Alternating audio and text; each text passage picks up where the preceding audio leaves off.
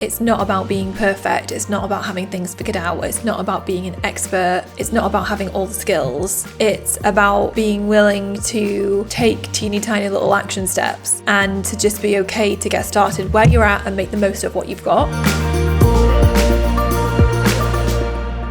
In this episode, I want to be honest and open about my journey and what it's taken for me to get to where I am, so that you can see that it's not about being perfect. It's not about having things figured out. It's not about being an expert. It's not about having all the skills. It's about being willing to take teeny tiny little action steps and to just be okay to get started where you're at and make the most of what you've got. Because this is so important. I think that so often we overcomplicate things or make ourselves feel like we need to be better than we are in order to kind of do something or put something out there, and it just simply isn't true. So when I got started with the Female Entrepreneur Association, I, in the early days, started making videos. And I was actually having a conversation recently with someone who just joined the team, and this person has been part of my membership for a really, really long time. So she's been part of the FEA world for ages. And we were talking about one of my earlier videos, and I was like, oh yeah. And then she said, oh, look, your first, like, I don't know, maybe she made a comment, office set or whatever. Was that in your flat? And I was like, no, that was a bedroom at my parents' house. And she was like, what? And I was like, yeah, it was a bedroom at my parents' house. And when I first started making videos, I turned a spare bedroom at my parents' house into my little recording set. I used a dressing table as my desk, and that is where I made videos for a really, really long time.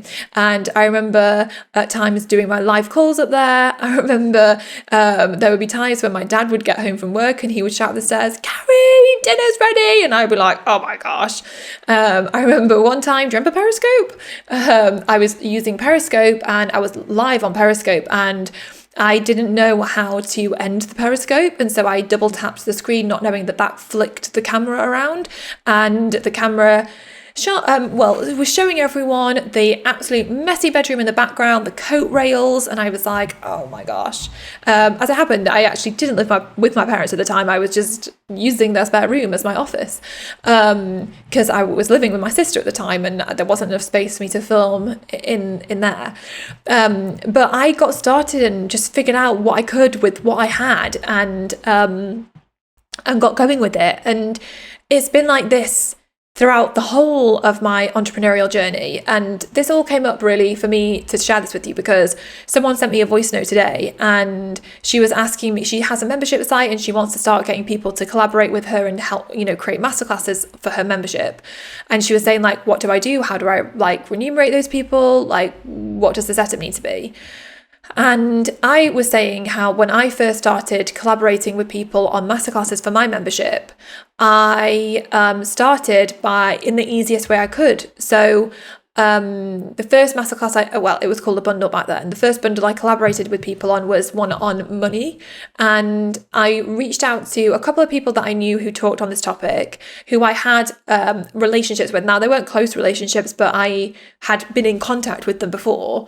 And so I reached out and asked them if they would be up for sharing their top tips for me to include in a bundle I was creating. And they said, yeah. So essentially they sent me their tips, and then I crafted the content around their tips. So I did an intro, I did my take on the whole topic, and then I led into their tips and I made it look really nice. And that was my first collaboration on a piece of content for my membership. And then I did that again. And then it got to a point where I asked someone who had a much better relationship with if she would be up for creating a masterclass. And she did that one all by herself. And then that was good. And then as time progressed and I got better, my confidence grew. I started figuring out how to work with people. And then people were making masterclasses, and then it got more and more and more and more and more advanced until, we've got people like Denise Duffel-Thomas and Amy Porterfield and, amazing people creating masterclasses for us. And we don't pay the people to do the masterclasses for us.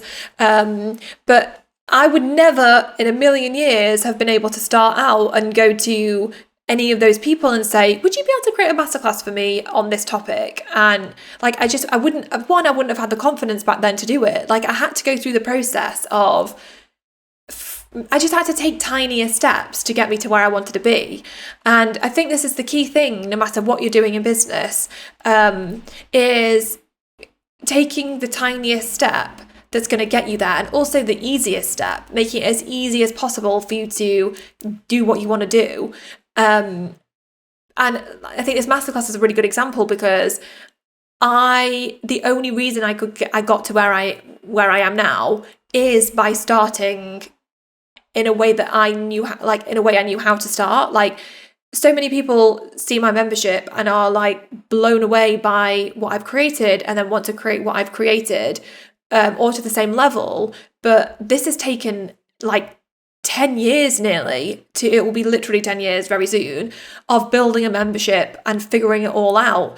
And you can't, I mean, yes, there's probably some shortcuts, don't get me wrong, that where you can get help and stuff working with someone that has experience, but at the same time, we've all got to allow our confidence to grow by taking really tiny steps and breaking it down and making it easier and making it simpler, and looking at what is the easiest way you could get started with this that feels good.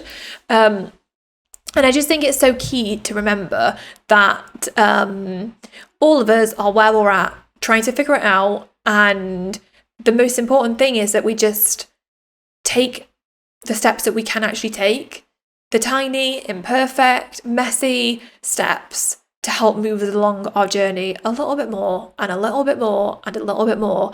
And when you do that, you start to build momentum and you stop resisting as much, and you start to have breakthroughs.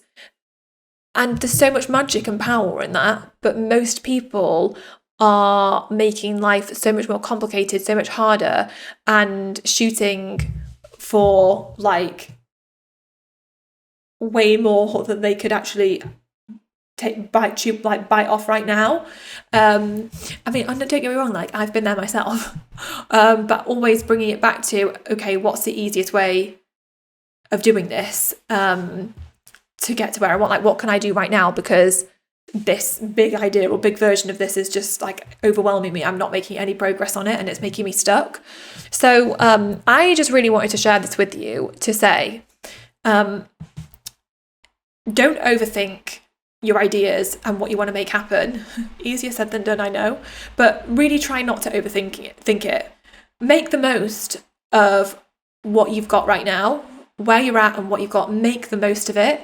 So do what you can with what you've got, and just get going. And 3, take the tiniest little steps you can take. We can all take tiny steps, and the tiny steps get you to the big picture. Every life is just made up of a series of tiny steps. So don't focus on making humongous leaps. Just focus on taking tiny steps that are doable. And lastly, think of what is the easiest way to do what you want to do. What is the easiest, simplest, least resistance way to do what you want to do, and do it that way. Honestly, the simpler you can make it, the more success you're going to create, because you're actually going to take action and you're going to do it.